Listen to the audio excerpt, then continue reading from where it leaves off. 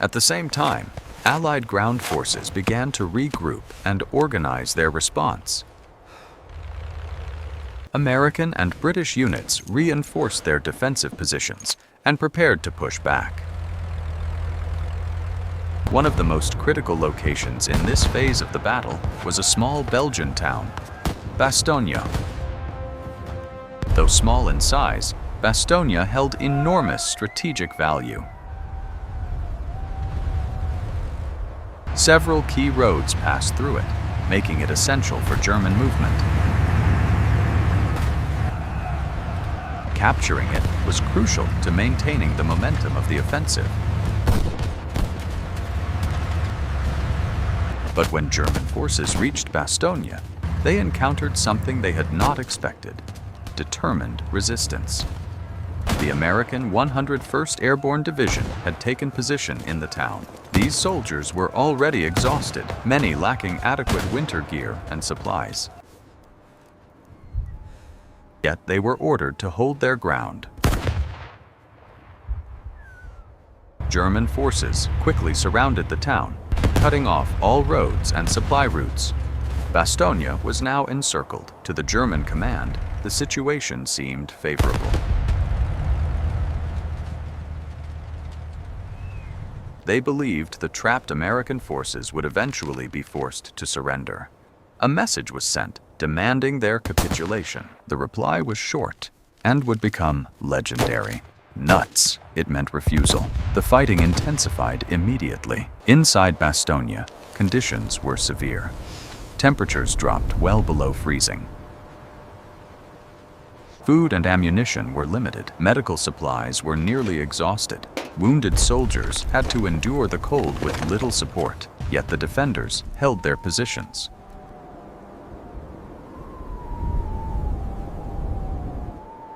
On the German side, the situation was no better, and in many ways, it was worse.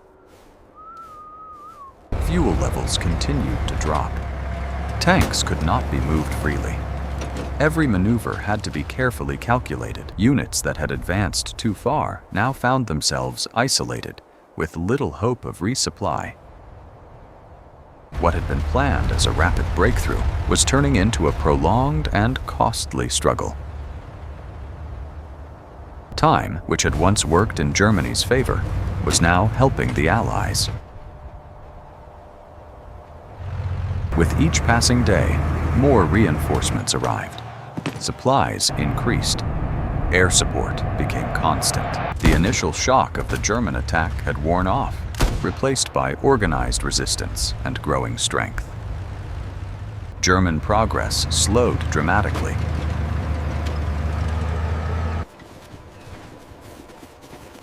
Roads became clogged with vehicles, both operational and destroyed. Narrow forest paths turned into bottlenecks. Delays became unavoidable, and with every delay came more fuel consumption. In several areas, German tank crews were forced to abandon their vehicles entirely. Engines still worked, weapons were intact, but without fuel, they were useless.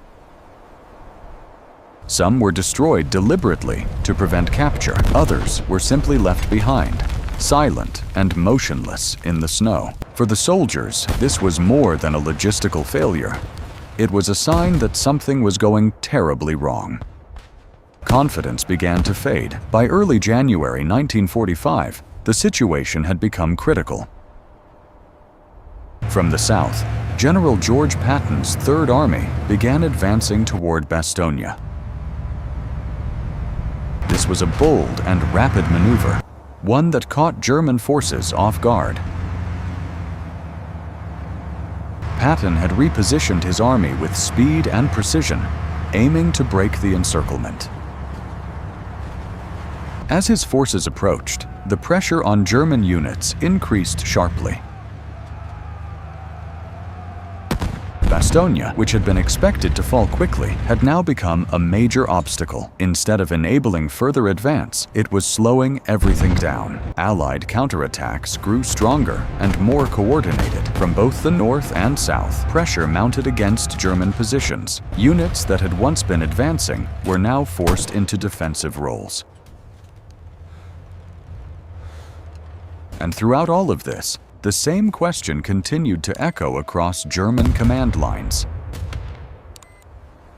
How much fuel is left? The answer, more often than not, was the same: not enough. It was becoming increasingly clear that the offensive had reached its limit. Advancing further was becoming nearly impossible. But retreat would not be easy either. The Ardennes forest, which had once served as cover, was slowly turning into a trap. By January 1945, the situation in the Ardennes had changed completely.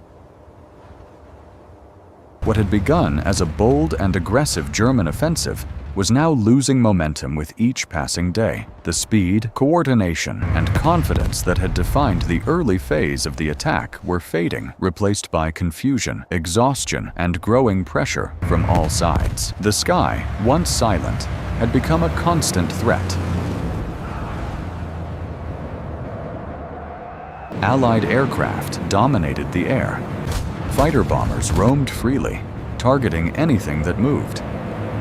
German supply routes were under continuous attack, and convoys attempting to deliver fuel or ammunition were often destroyed before reaching the front lines. Without air cover and with limited anti-air defenses, German forces had little protection against these strikes. On the ground, the situation was even worse.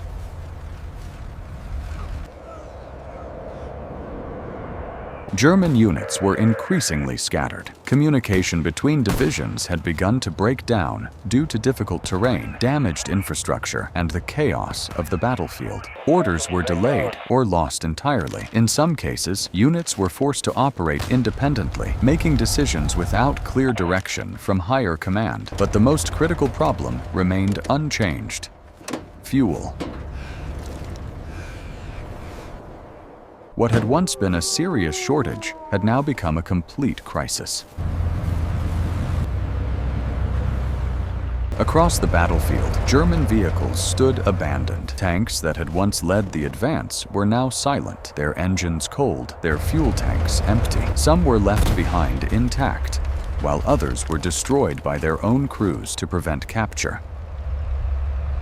Trucks loaded with supplies could not move. Artillery pieces were left in place, unable to be repositioned.